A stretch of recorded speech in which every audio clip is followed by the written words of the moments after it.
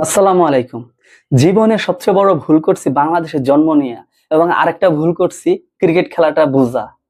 আসলে যে আজকের যে খেলাটা মানে ২ উইকেট রেখে গেছিলাম আসরের নামাজ পড়তে। আইসা দেখি ৫ উইকেট শেষ। ৬ উইকেট পড়বে ওই টাইমে ক্যাচটা মিস হইছে। রোহিত শর্মা ক্যাচটা মিস করছে, জাকির আলীর ক্যাচ। তো এই হইছে বাংলাদেশের অবস্থা। মানে আমি কি কমু? তারা পুরাতন নতুন লোক নিয়ে খেলা হইছে। যাই হোক, নতুন লোকেরা কিন্তু ভালো খেলছে। যারা নতুন, নতুন প্লেয়ার তারা কিন্তু ভালো খেলছে। যারা পুরান প্লেয়ার তারা কি করলো? এতে আপনার নাজমুল হোসেন শান্ত, সে তো একজন ক্যাপ্টেন। তার দায়িত্বটা কি? তার দায়িত্ব প্রথম বলে আইসা ক্যাচ উঠাইয়া দিলাম, আমি চইলা গেলাম। এটাই কি তার দায়িত্ব? সে ক্যাপ্টেন্সি করে কয়টা ম্যাচ জিতাইছে? আর সে যে তার পারফরমেন্স কি? সে কি বিপিএল ভালো খেলছিল? বিপিএল ভালো খেলে না বিধে তাকে বসায় রাখছে।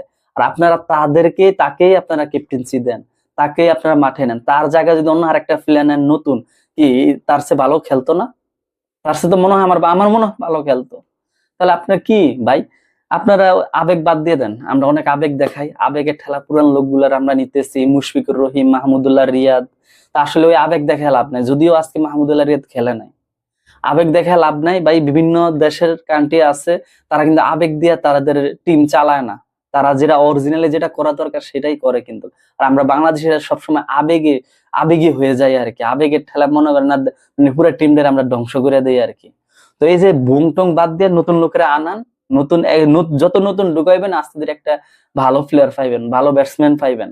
বাংলাদেশ, আমি বলারের কোনো সমস্যা দেখি না। আমি ঘাটতি দেখি বাংলাদেশের ব্যাটসম্যান, ওপেনিং এবং মিডল অর্ডার, এই দুই জায়গায় সবচেয়ে সমস্যা হয় আর কি।